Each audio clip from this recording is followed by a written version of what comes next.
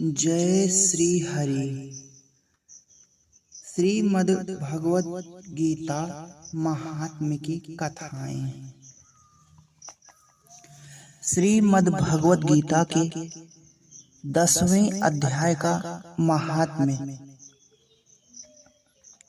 भगवान शिव कहते हैं, सुंदरी, अब तुम 10वें अध्याय के महात्म्य की परम पावन कथा सुनो, जो स्वर्ग रूपी दुर्ग में जाने के लिए सुंदर सोपान और प्रभाव की चरम सीमा है। काशीपुरी में धीर बुद्धि नाम से विख्यात एक ब्राह्मण था, जो मुझ में प्रिय नंदी के समान भक्ति रखता था। वह पावन कीर्ति के अर्जन में तत्पर रहने वाला, शांत चित्त और हिंसा, कठोरता एवं दुस्साहस से दूर रहने वाला था। जितेंद्रिय होने के कारण वह निर्वृत्ति मार्ग में ही स्थिर रहता था। उसने वेद रूपी समुद्र का पार पा लिया था। वह संपूर्ण शास्त्रों के तात्पर्य का ज्ञाता था। उसका चित्त सदा मेरे ध्यान में संलग्न रहता था। वह मन को अंतरात्मा में लगाकर सदा आत्म तत्व का साक्षात्कार किया करता था। अतः जब वह चलने लगता, तब मैं प्रेमवश उसके पीछे पीछे दौड़ दौड़कर उसे हाथ का सहारा देता रहता था। यह देख मेरे पार्षद भृंगरीट ने पूछा, भगवान, इस प्रकार भला किसने आपका दर्शन किया होगा? इस महात्मा ने कौन सा तप, होम अथवा जप किया है कि आप स्वयं आप ही पद पद पर इसे हाथ का सहारा देते चलते हैं? भृंगरीट का यह प्रश्न सुनकर मैंने इस प्रकार उत्तर देना आरंभ किया। एक समय की बात है, कैलाश पर्वत के पार्श्व भाग में पुन्नाग वन के भीतर चंद्रमा की अमृतमयी किरणों से धुली हुई भूमि में एक वेदी का आश्रय लेकर मैं बैठा हुआ था। मेरे बैठने के क्षण भर बाद ही सहसा बड़े जोर की आंधी उठी। वहां के वृक्षों की शाखाएं नीचे ऊपर होकर आपस में टकराने लगी। कितनी ही टहनियां टूट टूट कर बिखर गईं। पर्वत की अविचल छाया भी हिलने लगी। इसके बाद वहां महान भयंकर शब्द हुआ, जिससे पर्वत की कंदराएं प्रतिध्वनित हो उठी। तदंतर आकाश से कोई विशाल पक्षी उतरा। उसकी कांति काले मेघ के समान थी। वह कज्जल की राशि, अंधकार के समूह अथवा पंख कटे हुए काले पर्वत सा जान पड़ता था। पैरों से पृथ्वी का सहारा लेकर उस पक्षी ने मुझे प्रणाम किया और एक सुंदर नवीन कमल मेरे चरणों में रखकर स्पष्ट वाणी में स्तुति आरंभ कर दी। पक्षी बोला, देव, आपकी जय हो। आप चिदानंदमयी, सुधा के सागर तथा जगत के पालक हैं।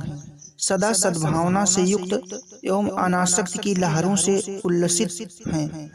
आपके वैभव का कहीं अंत नहीं है। आपकी जय हो। अद्वैत वासना से परिपूर्ण बुद्धि के द्वारा आप त्रिविध मलों से रहित हैं। आप जितेंद्रिय भक्तों के अधीन रहते हैं तथा ध्यान में आपके स्वरूप का साक्षात्कार होता है। आप अविद्यामय, उपाधि से रहित, नित्य मुक्त, निराकार, निरामय, असीम, अहंकार शून्य, आवरण रहित और निर्गुण हैं। आपके चरण कमल शरणागत भक्तों की रक्षा करने में प्रवीण हैं। अपने भयंकर ललाट रूपी महासर्प की विष ज्वाला से आपने कामदेव को भस्म किया है। आपकी जय हो। आप प्रत्यक्ष आदि प्रमाणों से दूर होते हुए भी प्रामाण्य स्वरूप हैं। आपको बार बार नमस्कार है। चैतन्य के स्वामी तथा त्रिभुवन रूपधारी आपको प्रणाम है। मैं श्रेष्ठ योगियों द्वारा चुंबित आपके उन चरण कमलों की वंदना करता हूँ, जो अपार भाव पाप के समुद्र से पार उतारने में अद्भुत शक्तिशाली हैं। महादेव साक्षात बृहस्पति भी आपकी स्तुति करने की धृष्टता नहीं कर सकते। सहस्र मुखों वाले नागराज शेष में भी इतनी चातुरी नहीं है कि वे आपके गुणों का वर्णन कर सकें। फिर मेरे जैसे छोटे बुद्धि वाले पक्षी की तो बिसात ही क्या है। उस पक्षी के द्वारा किए हुए इस स्तोत्र को सुनकर मैंने उससे पूछा, विहंगम, तुम कौन हो और कहाँ से आए हो? तुम्हारी आकृति तो हंस जैसी है, मगर रंग कौवे का मिला है। तुम जिस प्रयोजन को लेकर यहाँ आए हो उसे बताओ। पक्षी बोला, देवेश, मुझे ब्रह्मा जी का हंस जानिए।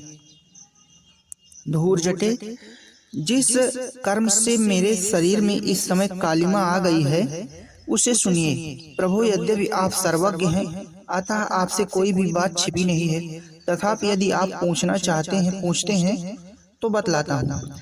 सौराष्ट्र सूरत नगर के पास एक सुंदर सरोवर है जिसमें कमल लहलहाते रहते हैं। उसी में से बाल चंद्रमा के टुकड़े जैसे श्वेत मृणालों के ग्रास लेकर मैं बड़ी तीव्र गति से आकाश में उड़ रहा था।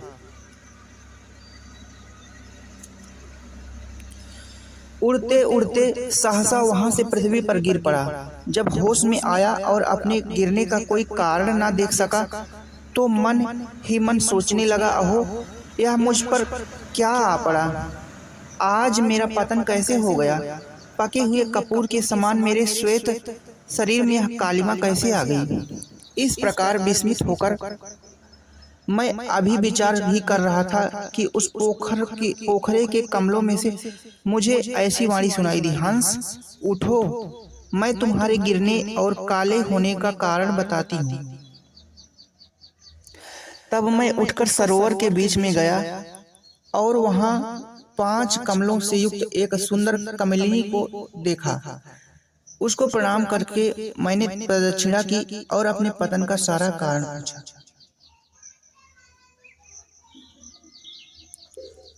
कमलिनी बोली, कमल हंस, तुम आकाश मार्ग से मुझे लांघकर गए हो।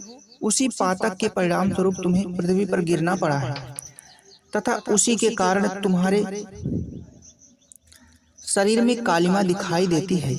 तुम्हें गिरा देख मेरे हृदय में दया भर आई और जब मैं इस मध्यम कमल के द्वारा बोलने लगी हूँ उस समय मेरे मुख से निकली हुई सुगंध को सूंघकर 60,000 भांवरे स्वर्गलोक को प्राप्त हो गए हैं। पक्षीराज, जिस कारण मुझ में इतना वैभव, ऐसा प्रभाव आया है उसे बतलाती हूँ, सुनो। इस जन्म से पहले तीसरे जन्म में मैं इस पृथ्वी पर एक ब्राह्मण की कन्या के रूप में उत्पन्न हुई थी। उस समय मेरा नाम सरोज वदना था।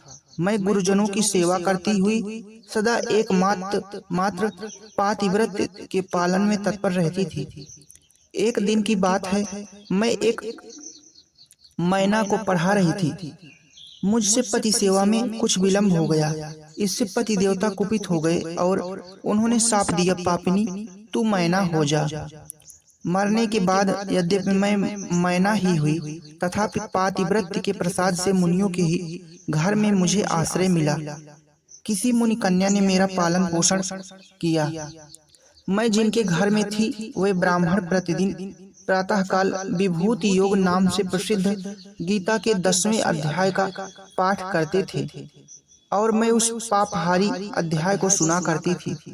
विहंगम, काल आने पर मैं मैना का शरीर छोड़कर 10वें अध्याय के महात्म्य से स्वर्ग लोक में अप्सरा हुई। मेरा नाम पद्मावती हुआ और मैं पद्मा की प्यारी सखी हो गई। एक दिन मैं विमान से आकाश में विचर रही थी। उस समय सुंदर कमलों से सुशोभित इस रमणीय सरोवर पर मेरी दृष्टि पड़ी और इसमें उतरकर ज्यों ही मैंने जल क्रीड़ा आरंभ की, त्यों ही दुर्वासा मुनि आ धमके। उन्होंने वस्त्रहीन अवस्था में मुझे देख लिया। उनके भय से मैंने स्वयं ही एक कमलिनी का रूप धारण कर लिया। मेरे दोनों पैर 2 कमल हुए, दोनों हाथ भी 2 कमल हो गए और शेष अंगों के साथ मेरा मुख भी एक कमल हुआ। इस प्रकार मैं 5 कमलों से युक्त हुई। मुनिवर दुर्वासा ने मुझे देखा, उनके नेत्र क्रोधाग्नि से जल रहे थे। वे बोले, पापिनी, तू इसी रूप में 100 वर्षों तक पड़ी रह। यह शाप देकर वे क्षण भर में अंतर्धान हो गए। कमलनी होने पर भी विभूति योग अध्याय के महात्म्य से मेरी वाणी लुप्त नहीं हुई है। मुझे लांघने मात्र के अपराध से तुम पृथ्वी पर गिरे हो। पक्षीराज, यहाँ खड़े हुए तुम्हारे सामने ही आज मेरे शाप की निवृत्ति हो रही है, क्योंकि आज 100 वर्ष पूरे हो गए। मेरे द्वारा गाए जाते हुए उस उत्तम अध्याय को तुम भी सुन लो, जिसके श्रवण मात्र से तुम भी आज से मुक्त हो जाओगे, आज ही मुक्त हो जाओगे। यूं कहकर पद्मिनी ने स्पष्ट एवं सुंदर वाणी में 10वें अध्याय का पाठ किया और वह मुक्त हो गई। उसे सुनने के बाद उसी के दिए हुए इस उत्तम कमल को लाकर मैंने आपको अर्पण किया है। इतनी कथा सुनाकर उस पक्षी ने अपना शरीर त्याग दिया। वह एक अद्भुत सी घटना हुई। यह एक अद्भुत सी घटना हुई। वही पक्षी अब 10वें अध्याय के प्रभाव से ब्राह्मण कुल में उत्पन्न हुआ है। जन्म से ही अभ्यास होने के कारण शैशवावस्था से ही इसके मुख से सदा गीता के 10वें अध्याय का उच्चारण हुआ करता है। 10वें अध्याय के अर्थ चिंतन का यह परिणाम हुआ है कि यह सब भूतों में स्थित शंख चक्रधारी भगवान विष्णु का सदा ही दर्शन करता रहता है। इसकी स्नेहपूर्ण दृष्टि जब कभी किसी देहधारी के शरीर पर पड़ जाती है, तब वह चाहे शराबी और ब्रह्म हत्यारा ही क्यों ना हो, मुक्त हो जाता है। तथा पूर्व जन्म में अभ्यास किए हुए 10वें अध्याय के महात्म्य से इसको दुर्लभ तत्व ज्ञान प्राप्त है तथा इसने जीवन मुक्ति भी पाली है। अतः जब यह रास्ता चलने लगता है तो मैं इसे हाथ का सहारा दिए रहता हूँ। भृंगरिटे, यह सब 10वें अध्याय की ही महिमा है, महामहिमा है। पार्वती, इस प्रकार मैंने भृंगरिटी के सामने जो पापनाशक कथा सुनाई कही थी, वही यहाँ तुमसे भी कही है। नर हो या नारी अथवा कोई भी क्यों ना हो, इस 10वें अध्याय के श्रवण मात्र से उसे सब आश्रमों के पालन का फल प्राप्त होता है। जय श्री हरि। ओम नमः शिवाय, ओम नमः शिवाय। जय माता दी, जय माता दी, जय माता दी। जय श्री राम, जय श्री राम।